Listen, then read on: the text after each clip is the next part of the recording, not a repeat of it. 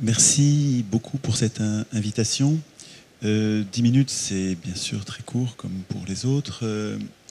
J'ai trié ce qui me paraît le plus important. Du point de vue des citoyens, nous sommes infantilisés par un système électoral qui nous conduit à désigner des maîtres qui décident tout à notre place.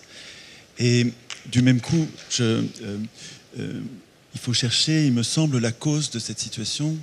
Et je la trouve dans le processus constituant, c'est-à-dire dans l'écriture des règles qui nous permettent de désigner des acteurs politiques et puis de les contrôler. Donc j'y reviendrai à la fin, mais pour que vous ayez une idée du fil directeur de ma pensée, je pense que pour l'instant nous n'avons pas de représentants. Manifestement, les acteurs politiques défendent plus les intérêts des ultra-riches, des banques, des industriels, des banquiers, plus que celui des peuples. Mais c'est parce que le mécanisme de l'élection permet aux riches d'acheter littéralement le pouvoir politique. Il y a d'autres procédures de désignation des acteurs politiques, comme le tirage au sort, ou le vote par nous-mêmes de nos lois commune par commune. Il y a d'autres procédures, simplement c'est à nous de les écrire. Tant que nous laisserons les professionnels de la politique écrire les règles de leur propre pouvoir, nous resterons impuissants. Je pense que c'est une cause commune pour tous les peuples du monde. Tous les peuples du monde démissionnent du processus constituant et voient donc systématiquement, depuis toujours, écrire leur impuissance et écrire la puissance des constituants.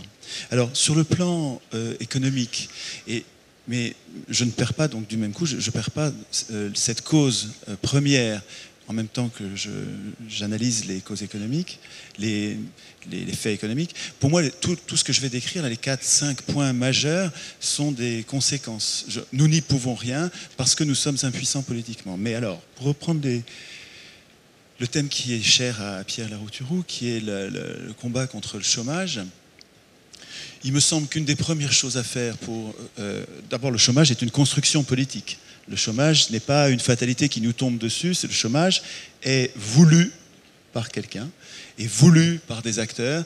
C'est une construction depuis longtemps. Hein. Marx parlait de l'armée de réserve et ça continue. C'est-à-dire que c'est un des mécanismes, une des branches, une des pinces qui permet de mettre en place le chantage des plus riches pour nous condamner aux travaux forcés. Et donc le chantage est entretenu et il n'est pas combattu.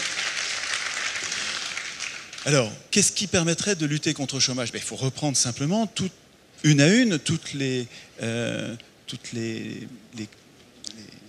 décisions qui ont conduit à ce chômage. La dette publique. On nous parle de détruire la dette publique, de rembourser la dette publique.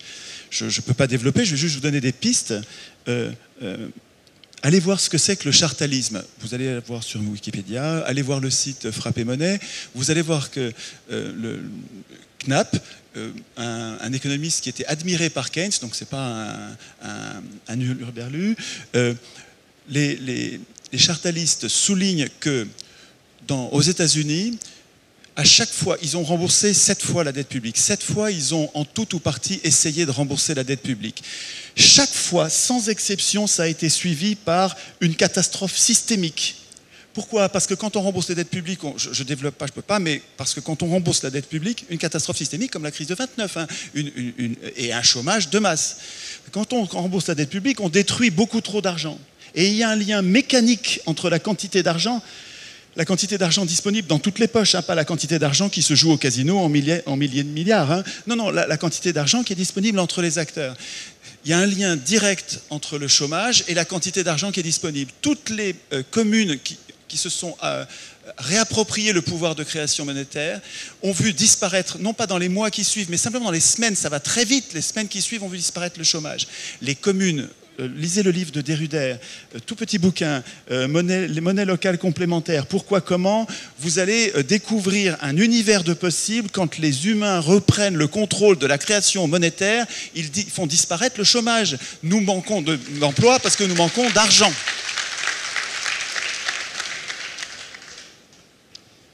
Sur la construction politique qu'est la dette publique, je vous conseille aussi de lire Guillemin, et Henri Guillemin, historien, qui va vous expliquer que l'histoire de la dette publique, au moins, ça date, c'est une vieille affaire. Déjà avant la Révolution française, Necker, un banquier suisse, qui était en même temps ministre des Finances françaises, a copieusement endetté, mis quasiment l'État français en banqueroute en le conduisant à faire emprunt sur emprunt, emprunt sur emprunt que fournissaient les riches. C'est les riches qui prêtent à l'État parce que c'est une mine d'or pour eux. Et Necker lui-même prêtait à 19%. Il faut écouter Guillemin. Vous verrez, c'est une vieille affaire. La dette publique est une construction politique. La nôtre, celle d'aujourd'hui, elle ne tombe pas du ciel. C'est 40 ans de budget voté en déséquilibre, pas par nous, pas par le peuple, voté par nos élus de gauche, de droite. Ils ont tous voté des budgets en déséquilibre. Ça a commencé en 1974. On dirait qu'en 1974, ils se sont mis en tête d'endetter l'État.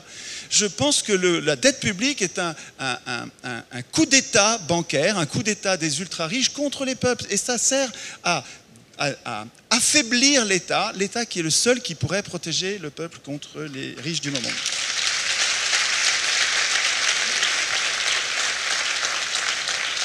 Il y a une autre, excusez-moi, je fais vite, bon, mais il y a une autre série de rouages qui nous conduisent au chômage, qui nous conduisent mécaniquement au chômage. C'est un nombre invraisemblable d'institutions dans la prétendue Union européenne, à commencer par la politique monétaire anti-inflationniste. Tous les banquiers du monde savent que quand ils se battent contre l'inflation, on va le payer en chômage des plus défavorisés. Ils le font pour ça. Donc, je veux dire, mettre dans les institutions européennes le fait que la Banque centrale est indépendante et que sa politique imposer la lutte contre l'inflation, c'est ne pas dire, c'est hypocrite de ne pas le dire, mais c'est nous condamner au chômage. Les institutions européennes nous condamnent au chômage de masse par la politique monétaire de la Banque centrale. Mais ce n'est pas tout. Le libre-échange qui est imposé dans les institutions, la libre circulation des capitaux, tout ça c'est une folie. Le libre-échange, ça n'a jamais marché. Tous les pays du monde qui ont appliqué le libre-échange se sont ruinés. Je vous mets au défi, ça m'intéresse, si vous pouvez me contredire là-dessus. Si vous pouvez me donner un pays qui a appliqué le libre-échange et qui s'est enrichi, globalement, le pays enrichi, ça n'est jamais arrivé. Le libre-échange, c'est une politique de multinationales, c'est une politique coloniale qui est imposée à des colonies. Les colonies sont obligées d'appliquer le libre-échange. Et c'est l'Empire qui l'impose et qui n'applique pas le libre-échange. Tous les pays riches se sont protégés, comme n'importe quel organisme vivant. Un organisme, pour rester vivant, doit se protéger. Le libre-échange, c'est nous mettre à poil, c'est retirer les défenses, c'est juste suicidaire. Et des institutions européennes qui nous imposent une politique de libre-échange, il faut se barrer de ce piège à rats. Les institutions européennes, il faut en sortir.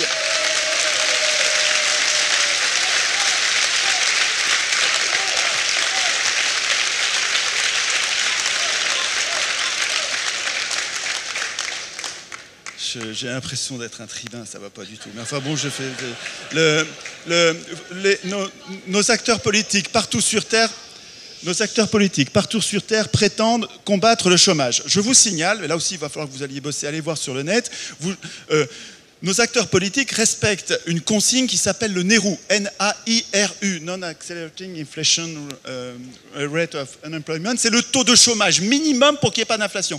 Vous m'entendez? Minimum. Vous avez des banquiers, des économistes, c'est-à-dire des employés de banque. Ils servent, la plupart des économistes, pas tous, ok. Mais la plupart des économistes que vous entendez à la radio sont des employés de banque. Ces gens-là calculent un taux de chômage minimum. Minimum 1% pour le Japon, parce qu'ils sont très dociles au Japon, il n'y a pas besoin de leur faire peur, donc ils acceptent des bas salaires avec un peu de chômage. Mais nous, comme on est des emmerdeurs, on nous colle un 9%. Nous, on a 9% de NAIRU. Ça veut dire que c'est un taux de chômage minimum en dessous duquel les gouvernants sont invités à ne pas descendre. Et ils prétendent combattre le chômage, mais c'est pas vrai. Voilà, c'est pas vrai.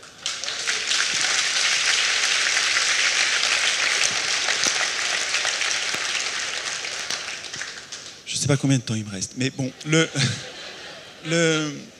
toute façon, quand on me laisse parler, je parle 8 heures, donc de toute façon c'est trop long. Je voudrais insister sur ce qui fait l'originalité et l'aspect prometteur de ce que je vous suggère. Je reviens à ma cause, je cherche la cause de cette impuissance politique qui fait que tous ces militants qui ont constaté la catastrophe écologique, qui la constatent et qui disent qu'est-ce qu'il faut faire. Ils constatent la catastrophe et ils trouvent des solutions. Ceux-là, ils constatent la prédation financière, ils observent les dégâts, ils voient les mécanismes et ils proposent des solutions. Ceux-là travaillent sur la corruption politique, ils constatent les dégâts et ils proposent des solutions. Et aucun n'arrive à changer quoi que ce soit. Nous avons une cause commune. Nous nous divisons sur les conséquences. On n'arrive pas à polariser nos volontés, et c'est ce qui fait notre faiblesse, parce que nous nous en prenons aux conséquences. Mais nous avons une cause commune. Nous sommes impuissants politiquement. Impuissants. Vous ne serez jamais élus. Excusez-moi, enfin, je ne veux pas vous dire ça, mais vous passerez pas à la télé. Mais c'est pas grave. C'est pas grave. Nous ne nous émanciperons pas par l'élection. L'élection est un mécanisme oligarchique qui permet aux plus riches d'acheter le pouvoir. Alors, c'est très bien de se...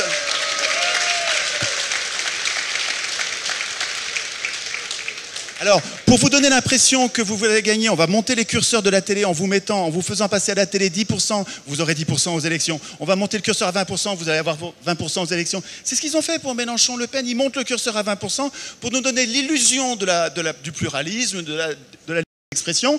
Et en fait, ils montent les curseurs des deux partis de droite dure qui sont l'UMP et le PS, et c'est eux qui vont être élus parce que la plupart des gens ne sont pas politisés et ils votent pour ceux qui voient passer à la télé. Donc ce qui est très important, c'est de maîtriser la télé. Donc la solution, c'est pas l'élection.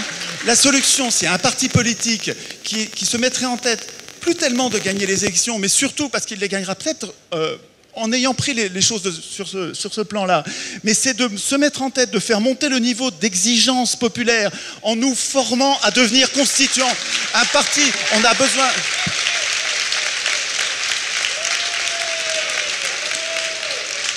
On a besoin d'un parti ou d'un mouvement politique qui nous permette une éducation populaire, qui nous permette de ne pas avoir besoin des médias achetés par les riches, qui nous permette de nous entraîner à écrire nous-mêmes les institutions qui nous manquent, pour être capable d'instituer notre puissance. Si on ne met pas ça en premier, instituer nous-mêmes notre puissance, écrire nous-mêmes les articles de Constitution, faire des ateliers constituants pour apprendre que finalement c'est très simple, c'est pas compliqué d'écrire une Constitution. Je préfère qu'une personne qui a jamais entendu parler de la Constitution, elle ne sait pas ce que c'est, donc au début elle va faire des erreurs, la première semaine où elle va réfléchir, elle ne va pas trouver. Mais en réfléchissant quelques heures, vous allez voir, on comprend très vite qu'il faut séparer les pouvoirs, qu'il faut que les pouvoirs rendent des comptes, qu'il faut respecter l'initiative populaire. Les problèmes sont très simples. Il vaut mieux avoir quelqu'un incompétent aujourd'hui, mais qui en bossant va devenir compétent, plutôt que quelqu'un qui est compétent déjà et qui est malhonnête. Malhonnête, c'est juste double peine, quoi. On ne va même pas arriver à s'en... Merci voilà, Étienne.